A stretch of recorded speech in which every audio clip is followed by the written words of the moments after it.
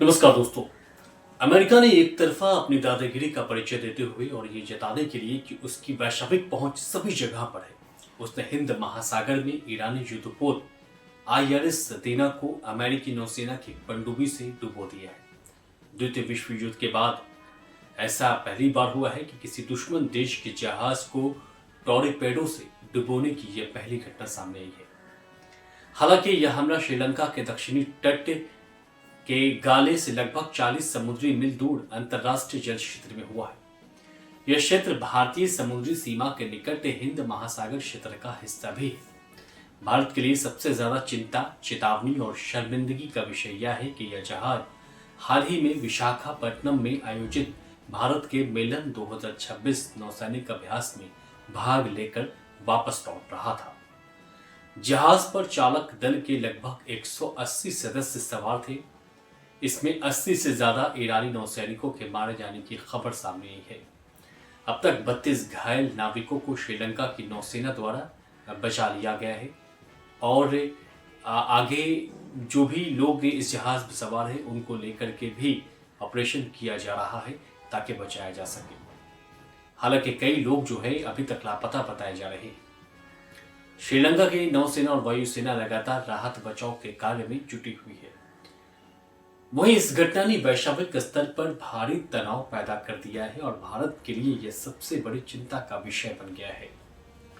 क्षेत्रीय सुरक्षा के लिहाज से देखें तो हिंद महासागर जो अब तक व्यापार के लिए एक तुलनात्मक रूप से शांत था, अब एक वार जोन की तरह देखा जा रहा है। भारत के इतने करीब ऐसी घटना होने से समुद्री सुरक्षा को लेकर के चिंताएं तो बढ़ गई है, साथ ही ईरान ने इसे कायराना हमला बताया है। भारत के लिए यह स्थिति बहुत नाजुक है। एक तरफ अमेरिका के साथ गहरे रक्षा संबंध है तो दूसरी तरफ ईरान के साथ रणनीतिक रिश्ते हैं। भारत ने अपने बयान में शांति बनाए रखने की अपील की है क्योंकि तेल की कीमतों में उछाल और व्यापार मार्ग में रुकावट भारतीय अर्थव्यवस्था को नुकसान पहुंचा सकती है, इसलिए संयम बरतते हुए शांति बनाए रखने की अपील की है। हालांकि हमले की खबर के बाद अंतर्राष्ट्रीय स्तर पर तेल की कीमतों में तेजी आने की भी आशंका जताई जा रही है, जिसका असर भारत के व्यापार और तेल की कीमत पर भी पड़ता हुआ देखा जा सकता है। भले ही इस हमले का लक्ष्य जो है ईरान था, भारत इस हमले का लक्ष्य तो था ही नहीं और पेंटागन ने भी साफ कह दिया है कि अमेरिका का मुख्य उद्देश्य जो है ईरान की नौसेना को खत्म करना था। यह हमला भारत के खिलाफ नहीं था, लेकिन In fact, yesterday in the Indian Ocean, and we'll play it on the screen there, an American submarine sunk an Iranian warship that thought it was safe in international waters. Instead, it was sunk by a torpedo. Quiet death. The first sinking of an enemy ship by a torpedo since World War II.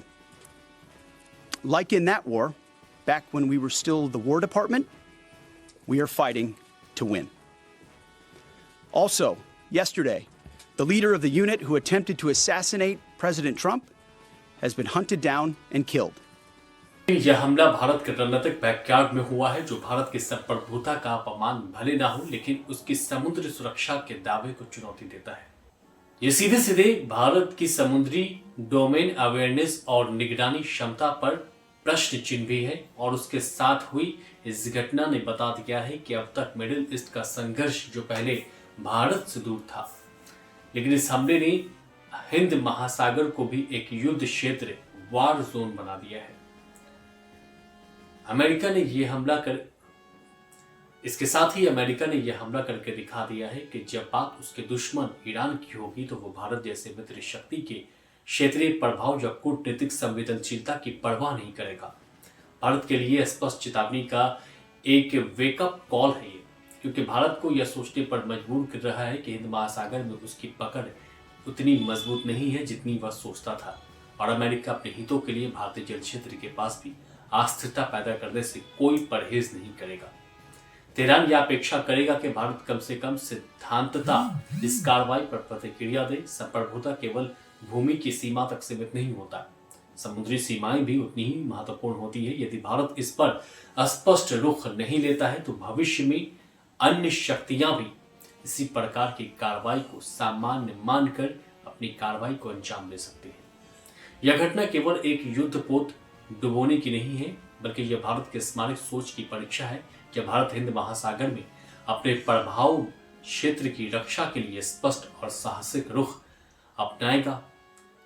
रणनीतिक स्वतंत्रता का अर्थ केवल किसी के साथ न होना नहीं है, बल्कि इसका अर्थ है कि अपनी शर्तों पर निर्णय लेना, अपने क्षेत्रीय हितों की रक्षा करना और आवश्यकता पर